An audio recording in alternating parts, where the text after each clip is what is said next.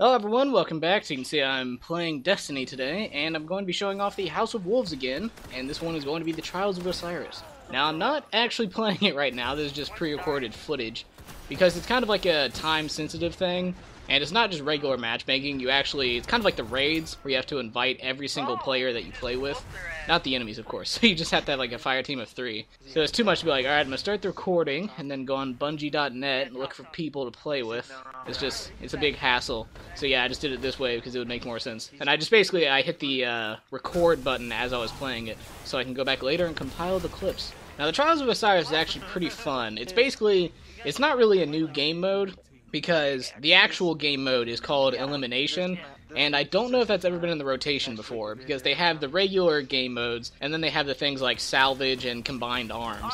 But I don't know if Elimination was ever in there, but it's like Counter-Strike without the bomb. So you have 5 rounds, or no, it's the first of 5 rounds, so there's 9 rounds. And it's just whichever team kills the other team first, they win the round, and then it goes to best of 5. But you can revive your people. And the cool thing is that the cooldown gets higher and higher as the game goes on. So I think it starts out at like 5 seconds, and then you can revive them. And then the next time they go down, it's 10 seconds, and then you can revive them. So I think it might go up in increments of 5, or it doubles. It's something like that. And the thing about it is that there's a time limit. I think it's 2 minutes for each round. And if the time goes out, then a little spot opens up in the middle, and the first person to capture that objective wins the round. So, I mean, you could wait it out, which is typically the best strategy to do anyway. You don't really want to rush the other team, because, again, you only have 1 life unless somebody revives you. But the main strategy that I was doing when I was playing it is when you knocked someone down, just immediately stay on their little ghost and don't let them get revived. Because if they get revived, then it swings back into their favor. So if you just sit on their body and like keep it down, then you should be in a good standing. Also, when Heavy Round opens, because every week, I think they said they're going to change the map, and then this week was the one on Mars. I can't remember, oh no, it's not the one on Mars, it's the one on Mercury, the one multiplayer map on Mercury. But they said that they're going to change the map every week. But on this map currently, the best way to do it, because you either spawn on the inside or you spawn on the outside. But if you spawn on the inside, the best thing to do is on the heavy round, which I think is like 5 or 4 rounds into the match, something like that. Or maybe it's just the final. It's one of the rounds. It's like 4 or 5, something around there. But basically, if you're on the inside, you should rush to the outside and try to stop them from getting their heavy weapons, because on the inside, you're going to be screwed if they come out with rocket launchers. But if you're on the outside, you should wait for the heavy to respawn. As you'll see later in the video, there's a point where I picked up the heavy ammo for Song of Ir Yût, and this guy that I was playing with, he was like, oh yeah, that gun sucks, that gun's not good at all. And then I mowed down 3 people and got like a killing spree.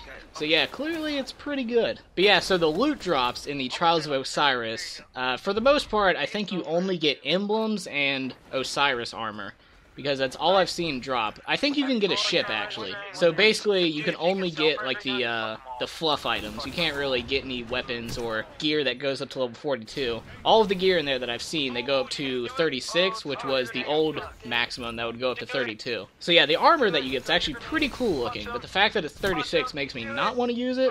But then again, they have the Etheric Light, or it's Etheric Core? I think it's Etheric Light.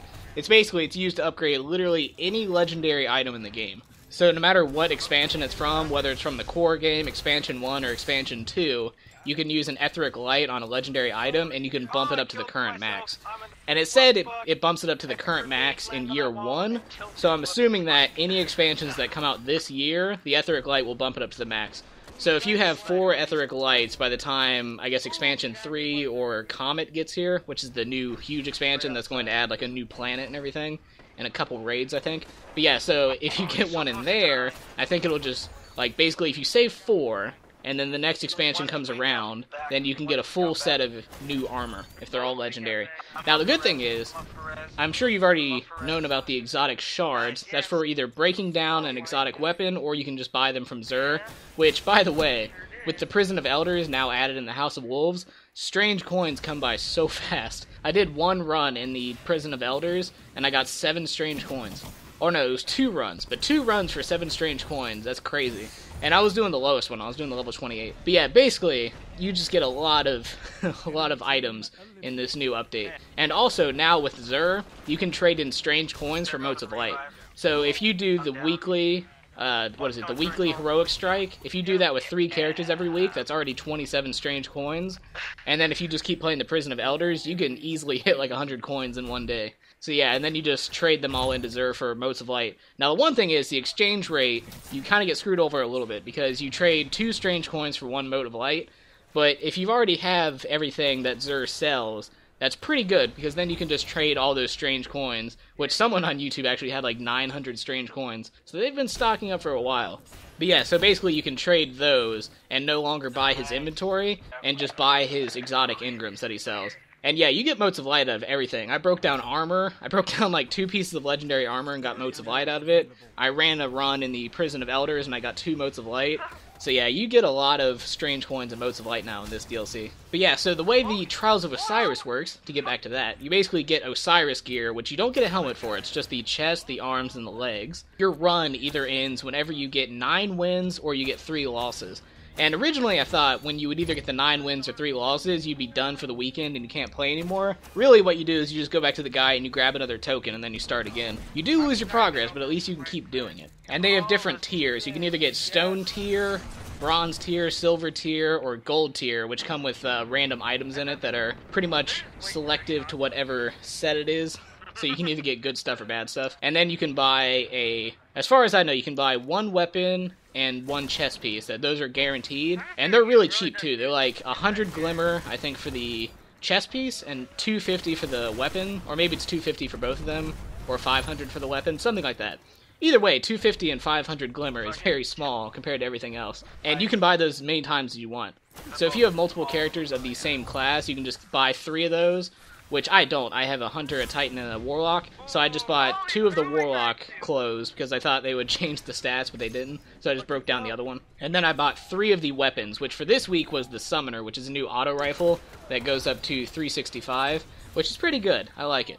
And then I opened the gold tier, which is for winning 8 games in the tournament. And that I got a fusion rifle out of, which also went for 365, so that was really good. So yeah, and there's a really cool new place called the Lighthouse, which is on Mercury. So far it is the only way to get on Mercury outside of the multiplayer maps. And I think it's only like a one-time go.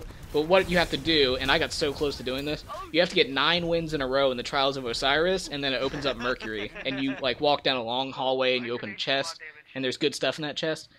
And yeah, basically, I got 9 wins and 1 loss, so I was pretty mad. One of the guys that I was with, he had one of those that it takes away 1 loss, so he actually got to go in, which, if I bought back at the tower, I would have got that, but, you know, too late now. But anyway, this video should be ending soon, because I'm not actually watching it right now, I'm just playing over the commentary. But yeah, so I don't know what else I'll be back in to show off in the House of Wolves. I think I've pretty much exhausted it all. I haven't done the strike yet, so I might come back and do that. But yeah, if I do get to the lighthouse, I will post that, because I really want to go there, and definitely show it off if I do.